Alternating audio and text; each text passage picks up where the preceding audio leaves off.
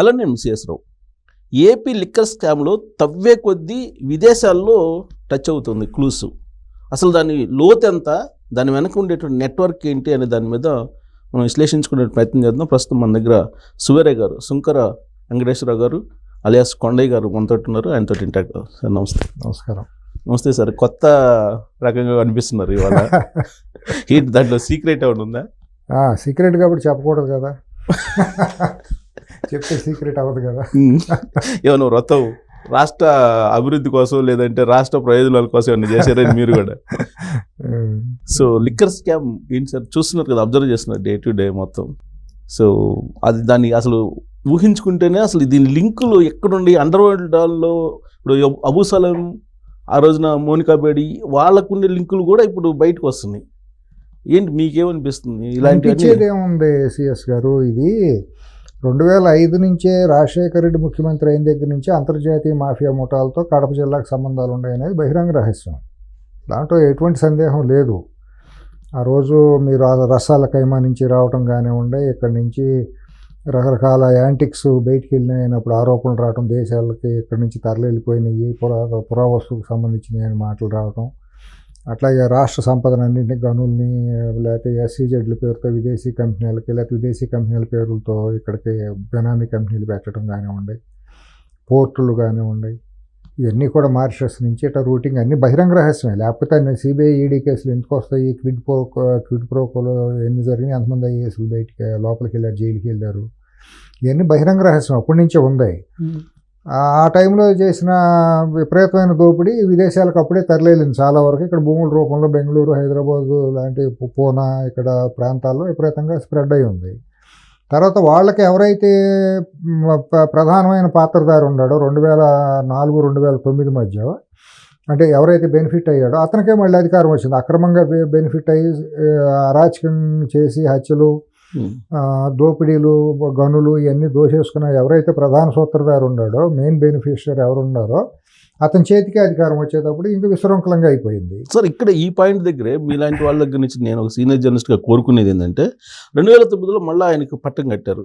ఇంత జరిగినప్పటికి కూడా 2019లో 9లో కూడా కట్టారుగా రాజశేఖర రెడ్డి గారికి. 2004లో కట్టారు, 2009లో రాజశేఖర రెడ్డి గారికి కట్టారు.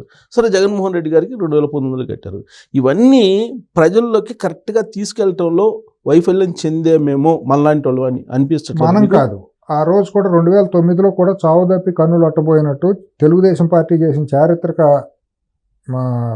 తప్పుల వల్ల, అంటే పార్టీల పరంగా తీసుకుంటే ప్రజాస్వామ్యం కాదు, ప్రజాస్వామ్యాన్ని రక్షించాల్సింది రాజకీయ పార్టీలు, ప్రజలు కాదు. అంటే సామాజికవేత్తలు ఉంటారు, సామాజికవేత్తలు ఏం చేయగలరు అని మాట్లాడతారు. అంటే మీకు రాజకీయ పార్టీల వాయిస్ కన్నా కూడా మీలాంటి వాళ్ళు చెప్పే వాయిస్నే పబ్లిక్ విశ్వసిస్తారు కదా. కానీ మీడియా ఎక్కడ ఉంది? మీడియా ఎవరి గుప్పట్లోకి వెళ్ళినప్పుడు చెప్పేది మీడియానే కదా, కమ్యూనికేట్ చేసేది. ఆ రోజు రాజశేఖర రెడ్డి ఏం చేశాడు? ప్రజాహితం కోసం నిర్భయంగా రాయగలిగిన పత్రికలను ఆ రెండు పత్రికలను డిఫెన్స్లో పడేశాడు. నాన్న పులి అన్నట్టు, లేకపోతే బ్రాహ్మడు నలమేక సామెతలాగా తయారు చేశాడు. దాని ఒక విశ్వసనీయతని ప్రశ్నార్థకం అయ్యే పరిస్థితుల్లో డిఫెన్స్లోకి నెట్టాడు. తను సొంత మీడియా సంస్థను పెట్టుకున్నాడు. హైదరాబాద్లో ఉండే ప్రధానమైన మీడియా సంస్థలు కొన్నిటిని తాను బెనామీలతో నెలకొల్పించాడు. కొన్ని ప్రధానమైన మెయిన్ స్ట్రీమ్ మీడియాని బెదిరించి రకరకాలుగా ఇది చేశాడు. 2009 టైంకి మరి దీన్ని ఎక్స్పోజ్ చేయాల్సింది ప్రధాన ప్రతిపక్షాలే కదా. మెయిన్ ఎప్పుడు కూడా ప్రజాస్వామ్యాన్ని రక్షించేది మీడియా అయితే ఫోర్త్ ఎస్టేట్ అంటాం, కానీ ప్రజాస్వామ్యాన్ని కాపాడాల్సింది రాజకీయ పార్టీలు, ముఖ్యంగా ప్రధాన ప్రతిపక్షం. ప్రధాన ప్రతిపక్షమే. కానీ ఇప్పుడు రాజకీయ నాయకులు కామెంట్ చేసినప్పుడు ఇదేదో రాజకీయంగా వాళ్ళు అనుకుంటున్నారు, పరస్పరం ఆరోపణలు చేసుకుంటున్నారు అనుకుంటారు. అది కూడా చెబుతా. ఆ రోజు హైదరాబాద్ బేస్డ్గా మీడియా కానీ, ఇన్స్టిట్యూషన్ ప్రొఫెసర్లుగా కానీ, లేదా ఎడిటర్లు కానివ్వండి, వీళ్ళందరూ ఇక్కడ హైదరాబాద్ బేస్డ్గానే ఉన్నారు. వాయిస్ అంటే ఇక్కడి నుంచే, రాజధాని నుంచి వెళ్తుంది కదా ఎక్కడైనా సరే. అప్పుడు ఇక్కడ కుహానా మేధావులుగా ఉన్న వాళ్ళందరూ కూడా అమ్ముడు పోయారు. రాజశేఖర రెడ్డి భయపడ్డారు, లేకపోతే అతను లోపరుచుకున్నాడు అందరినీ కూడా. ఆ రోజు ఉండే ప్రజా సంఘాల పేరుతో ఉండాలని ప్రొఫెసర్లుగా లేకపోతే రకరకాలుగా ఇక్కడ వాయిస్ వినిపించే వాళ్ళని కూడా బిస్కెట్లు వేసి అతను కొనుగోలు చేశాడు. సీనియర్ జర్నలిస్టులని, ఎడిటర్లని చాలామందిని. జర్నలిస్టుల అసోసియేషన్ కూడా తన గుప్పిటకు తెచ్చుకున్నాడు. వాళ్ళకు కూడా మీకు ఇళ్ల స్థలాలు ఇచ్చేస్తాం అది ఇది అని చెప్పి వాళ్ళకు కూడా తాయిలాలు అందజేశారు. ఎప్పుడైనా సరే మరి వాచ్ డాగ్ లాగా ఉండాల్సిన సంఘాలు కానివ్వండి, వ్యక్తులు కానివ్వండి, ఎప్పుడైతే ఆశపడతారో ఆ విశ్వసనీయత కోల్పోతారు కదా, వ్యక్తి ఆరాధన మొదలవుతుంది కదా. ఆ రోజు ఎవరైతే మీకు ఇళ్ల స్థలాలు ఇస్తామని చెప్పి ఒక బిస్కెట్ వేసాడో, ఈ జర్నలిస్ట్ సంఘాలు కూడా రాజశేఖర రెడ్డిని దేవుడిగా కీర్తించడం మొదలెట్టినాయి కదా, మాకు 200 గజాల స్థలం ఇచ్చేస్తున్నాడు కాబట్టి ఎవరు ఎక్స్పోజ్ చేయలేదు కదా.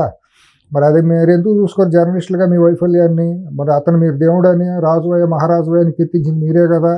ఒక దొంగన దోపిడీదారుని మహానేతగా కీర్తించింది ఇదే కిరాయి మీడియా కదా. మరి మీరు వైఫల్యం చెందారు కదా, మీడియా వైఫల్యం చెందింది కదా. వక్రీకరణ రాతలతో దొంగని, ఒక గజ దొంగని తీసుకెళ్ళి ఒక మహానేతగా మీరు కీర్తించారు కదా. మీరంటే ఇన్ సెన్స్ ప్రధాన ఇది కదా. అలాగే అంటే నేను ప్రధాన పక్షం తెలుగుదేశం వైఫల్యం ఎట్లా అంటున్నానంటే, ఆ రోజు యాంటీ సెంటిమెంట్ అయినటువంటి టీఆర్ఎస్తో జతకట్టడం చారిత్రక తప్పిదం. అంటే ఆ రోజున్న పరిస్థితులు 2009లో ఒక పక్క చిరంజీవి గారు పార్టీ పెట్టారు. సరే, రాజకీయాలు పక్కన పెడితే ఇప్పుడు లిక్కర్ స్కామ్ కి సంబంధించి మూలాలు అక్కడి నుంచే స్టార్ట్ అయింది. రాజశేఖర రెడ్డి గారు అక్కడి నుంచే స్టార్ట్ అయినాయి. వాళ్ళకి ఒడిసి పట్టడం, దోసుకుంటంలో ఆ కుటుంబానికి, లేదా కొన్ని కుటుంబాలకి, తెలుగు జాతిలో కొన్ని 2 రాష్ట్రాలు, ఇప్పుడు వాళ్ళకి 2 రాష్ట్రాలు, తెలుగు జాతి మొత్తం మాట్లాడుకుంటే కొన్ని కుటుంబాలకి వాళ్ళకి బ్లూ ప్రింట్ ఉంది, ఎట్టా దోసుకోవచ్చు, ఎట్టా చెరబట్టవచ్చు తెలుగు జాతిని అనేది. అది మనం 2000 తెలంగాణలో కూడా చూసాంగా.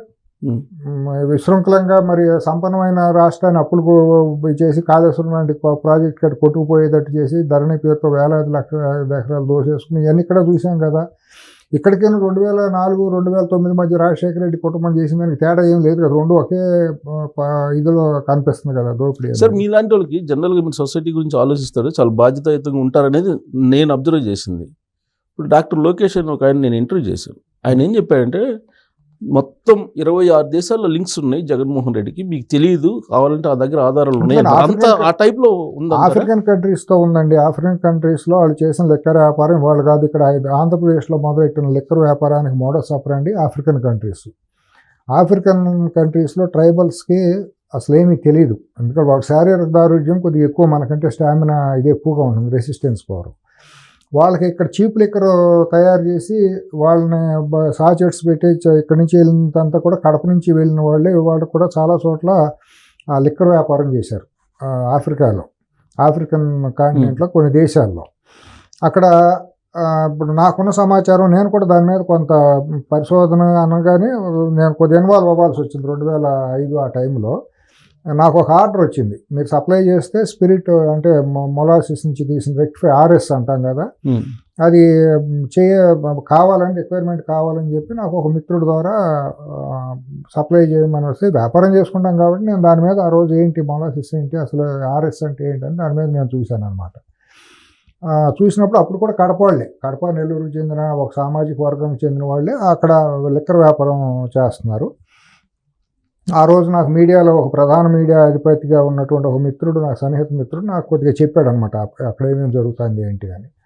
అప్పుడు నేను రెక్టిఫైడ్ స్పిరిట్ అంటే ఏంటి అని నేను కొద్దిగా ఈ డిస్టిలరీస్తో నేను కాంటాక్ట్ అయ్యాను. అయినప్పుడు ఆ రెక్టిఫైడ్ స్పిరిట్ 3 కేటగిరీల్లో ఉంటుందని, ఒకటి బాగా రిఫైన్డ్గా మంచి సుపీరియర్ క్వాలిటీనేమో ఈ స్కాచ్ ఇటువంటి వాటికి వాడతారని, 2వ గ్రేడ్ ఉన్నదాన్నేమో ప్రభుత్వ సారా దుకాణాల్లో డైల్యూట్ చేసి వాడతారని, 3వ దాన్ని ఇండస్ట్రియల్ ఆల్కహాల్గా వాడతారని, తర్వాత స్లడ్జ్ ఉంటుంది పేరుకుపోయిన చెత్త దాన్ని వాడకుండా బయటికి పారేస్తారు, వేస్ట్ అనుకోండి, దాని నుంచి కూడా తీసి అది విషతుల్యం. దాన్ని తీసి వీళ్ళు ఏం చేసేవాళ్ళు అంటే, ఎందుకంటే ఈస్ట్ కోస్ట్ నుంచి వెళ్ళాలంటే ట్రాన్స్పోర్ట్ ఎక్కువ అవుతుంది, అందుకని వెస్ట్ కోస్ట్లో మహారాష్ట్రలో షుగర్ ఇండస్ట్రీ ఎక్కువ, గుజరాత్ మహారాష్ట్ర అక్కడ.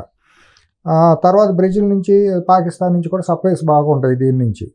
అందుకని ఏం చేశారంటే ఆ రేట్తో పోల్చుకుంటే ఇక్కడ సౌకగా వస్తుందని చెప్పి వీళ్ళు ఏం చేశారంటే స్లడ్జ్లోంచి తీసేసిన విషతుల్యమైనటువంటి దాన్ని వీళ్ళు తక్కువ రేటు కొని లీటర్ రూపాయికి అంత చీప్గా కొని పారేసేదాన్ని తీసుకెళ్ళి అక్కడ హై దీంట్లో డైల్యూట్ చేసేసి ఆ విషతుల్యమైన దానితో వ్యాపారం చేస్తారు.